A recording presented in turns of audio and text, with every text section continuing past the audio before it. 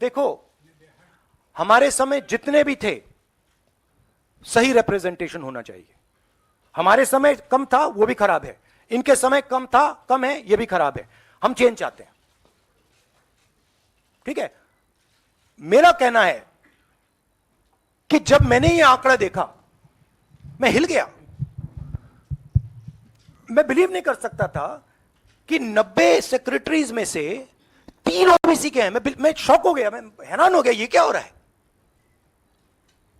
और इसको बदलना है। हिंदुस्तान के जो आम जनता है, गरीब जनता है, उनको पावर देनी है। Rahul ji, you just said that you want that the power should be transferred to women and OBCs and other backwards. You know, this is a form of transferring power. The Prime Minister has said that this bill will lead to an era of women-led development. Do you feel that in the present form, this bill will be able to achieve this goal? Considering that it is not being implemented now. The problem is the implementation. So what they have said is, we are placing a bill on the floor of the House, but we will implement it 10 years from now. What does that mean?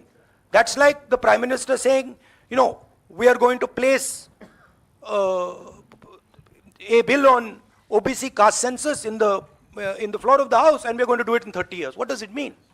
Means nothing. So we agree with the bill. Remove these 2 clauses and make it happen today. And don't insult the intelligence of India's women, because India's women understand what you're doing.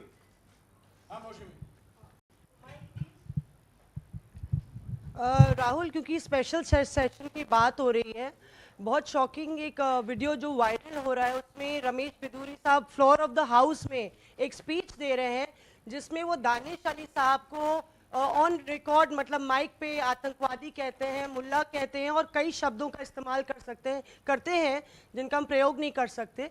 तो इस तरह का व्यवहार जब संसद के भीतर हो रहा है, किस तरह से आप इसको देखते हैं? देखिए, वो और पार्लियामेंट का इशू है, उसमें मैं ये स्पीकर की जिम्मेदारी है, और ये पार्लियामेंट्री प्रोसेस चलता है, इस पे मैं यहाँ पे कमेंट नहीं कर सकता हूँ। बट मैं कंप्लीट नहीं हुआ, कंप्लीट नहीं हुआ। राहुल जी, आप बहुत महत्वपूर्ण सवाल उठा रहे हैं। एक तो देरी का, दूसरा ओबीसी के कोटे की मांग कर रहे हैं। सवाल यह है कि 2010 में जब यूपीए के समय में बिल आया था, तब अगर यही कोटा जो आज कांग्रेस मांग कर रही है अगर दे दिया होता, तो ये कानून शायद 10 साल पहले बन जाता।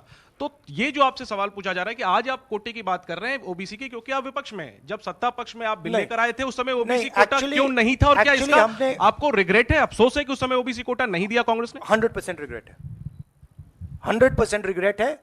वो उस टाइम कर देना था, और इसको हम करके ही छोड़ेंगे। राहुल जी,